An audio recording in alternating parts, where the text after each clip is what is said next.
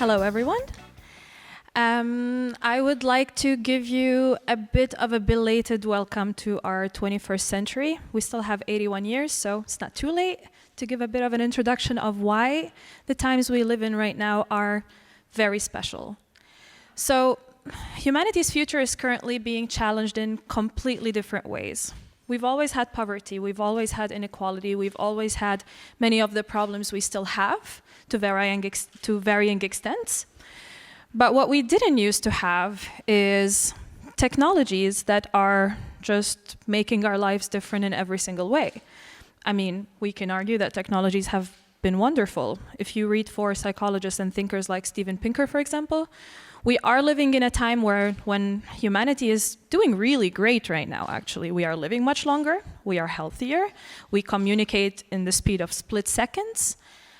But what would happen when eventually we might be creating technologies that not just make many of us unemployed, but just absolutely useless, just unemployable in the current standards of employment that we currently have?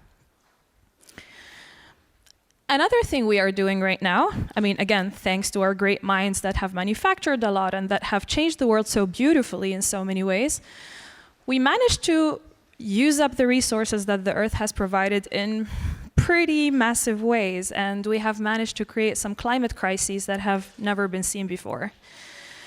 I don't think many of us did that on purpose, but here we are.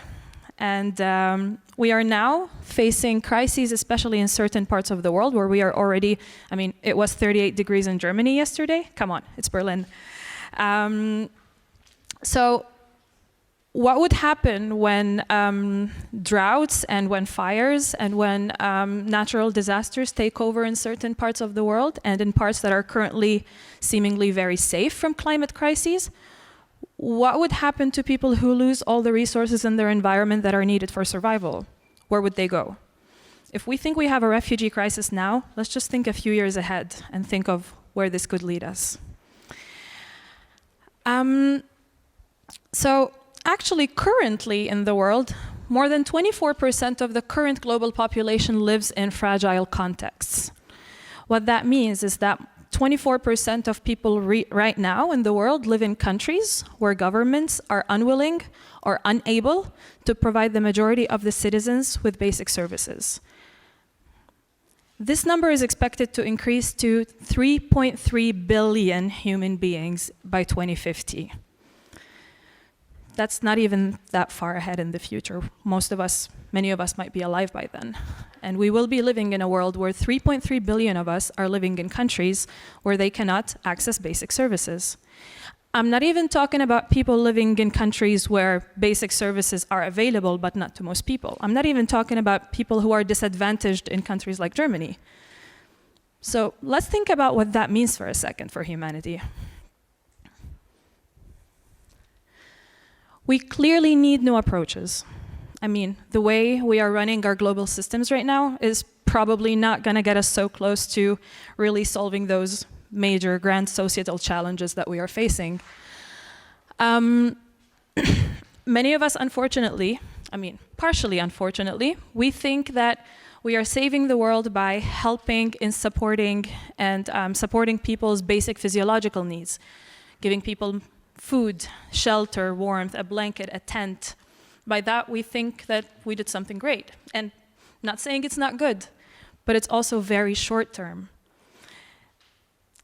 This is only fulfilling the very basic of human needs. So if we look at psychological models such as the hierarchy of needs by Abraham Maslow, should have probably added that somewhere. The very basic need of human being survival and well-being is physiological needs. So food, shelter, warmth. But we have so many other needs that without those we cannot thrive as humans. Right now, the current global humanitarian system is designed. This is based on a study that was published so it was an economic report. It was a scientific study, but a summary of it was mentioned in The Guardian 2 years ago. Right now, every $1 of aid that flows into a developing country eventually makes this country lose $24 in net outflows on the long run. So our humanitarian systems are right now designed in a way where we want to keep the poor poor and we're making the rich richer. And of course, when we look at long-term strategies, it is well known that firm growth, entrepreneurship, is one big factor in finding those long-term solutions. This could be one vehicle by which we are fulfilling the other needs in this Maslow pyramid above physiological needs. And by that, we cannot keep on depending on those top-down approaches of development. We need to be working from the ground up. We need to be working with the people. Now, we might think that, okay, we are talking about semi-conflict areas. Some of those fragile countries are active conflict areas. Why the hell would anyone want to start a business there? How could they? Actually, interestingly, conflict can be a reason for the creation of entrepreneurial opportunities. Think about it. New transport routes, new problems to be solved, new opportunities for reconstruction, just new different kinds of social problems. We also have business opportunities that were at one point restricted to certain social groups might be opening up for others. So it might actually be a vehicle for enhancing diversity in those environments in the entrepreneurial space. I'm not saying it's perfect, just saying it's possible. And starting new businesses in a conflict environment or in a fragile environment, highly volatile environment, this does not only provide employment opportunities, help through poverty, help to improve the socioeconomic lives of the people who are starting those companies and people in their surroundings. This can even help in peace building, because in trade, you are also facilitating collaboration and sales of products across groups that might be conflicting. Rwanda is actually one success story here. After the genocide in Rwanda, there was a very amazing stimulation in entrepreneurship in the coffee industry. And this has been actually a big facilitator for peace building in the country. So with that, I will be just briefly presenting 3 case studies from some of my own research, where I have looked at some of those entrepreneurs in some of those fragile environments and just to get to know them a little bit. Who are they? I'm going to ignore the complicated theoretical models here to an extent, but I will just present this little case study from Syria. So I have performed a study in Damascus where I quantitatively measured the motivation of why Syrians start new businesses. So these are all entrepreneurs that have recently begun starting new businesses in Damascus. All of their business activities began after the onset of the war in 2011.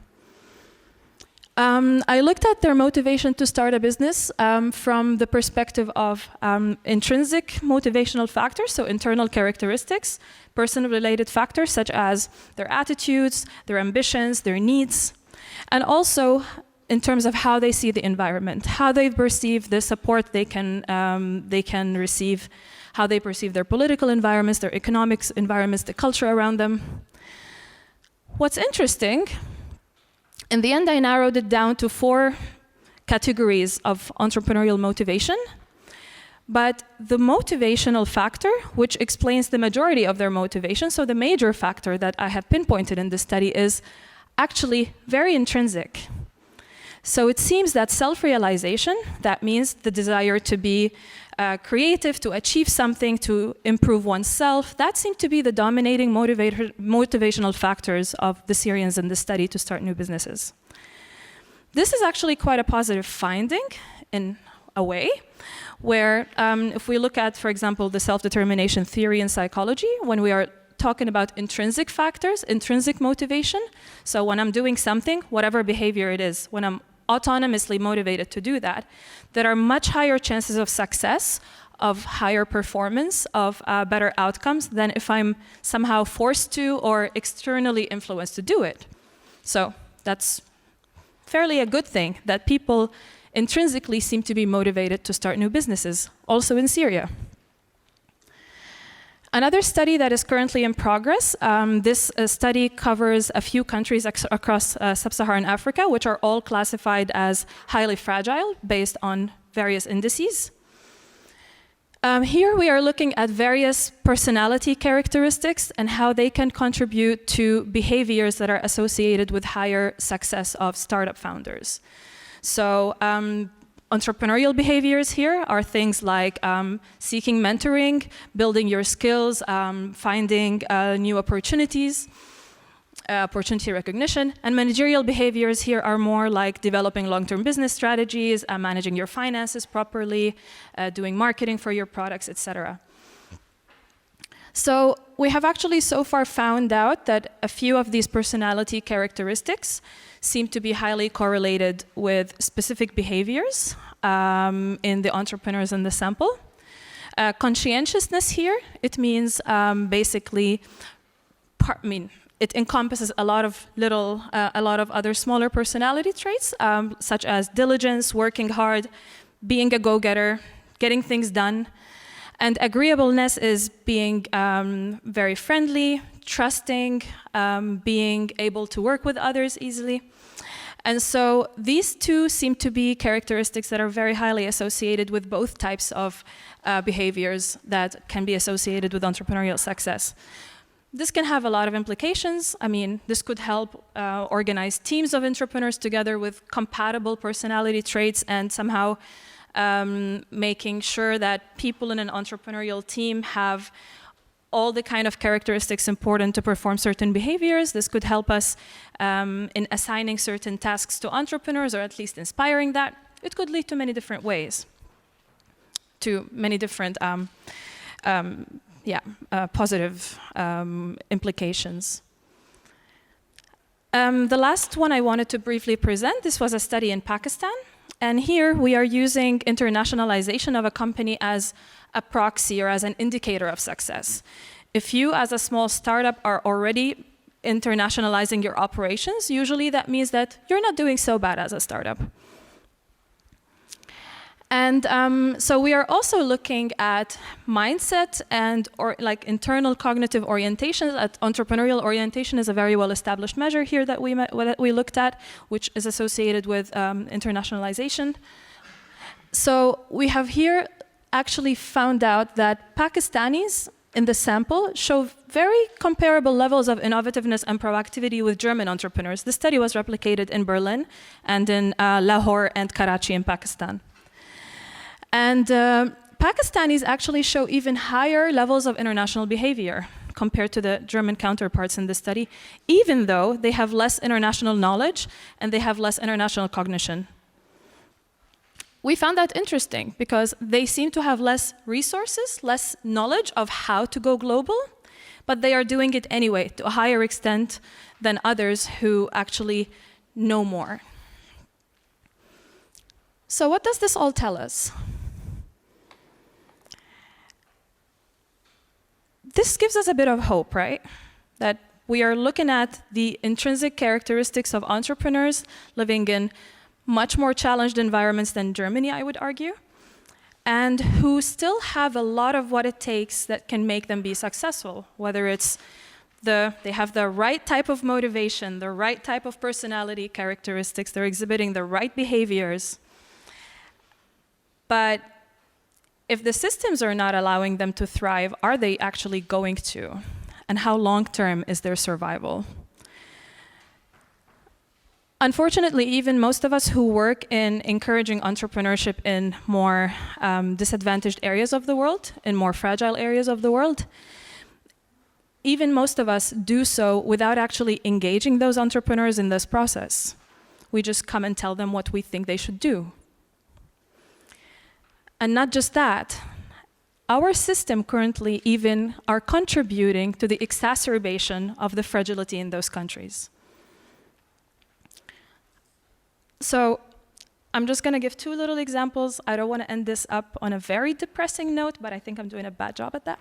So just looking, for example, at the arms trade industry, Germany here ranks third, and we are here exhibiting the top 10 countries in the world. These 10 countries contribute to 90% of the global arms trade. The UK and the US are, right now, still signing deals to sell weapons to Saudi Arabia, which is fueling the war in Yemen. when we look at what we are doing in terms of climate emissions, actually the highest contributors to climate emissions in the world are number 1, China, number 2, the USA, and number 3, the European Union. And I wouldn't blame the Chinese alone for what's happening in China. I mean, we do outsource most of our manufacturing, and all of our consumerism habits are fueled by Chinese manufacturing. So, and then the countries that are affected the most by climate change are actually the bottom ones in the chart. They are the ones least contributing to global emissions. Let's just think about that for a second. So what we need to do is not just step away from just fulfilling the basic physiological needs of people in fragile contexts and conflict zones. We need to step up to provide longer-term solutions. We cannot do this without engaging the people in finding those solutions, and we cannot do this while fueling the crises. Thank you so much.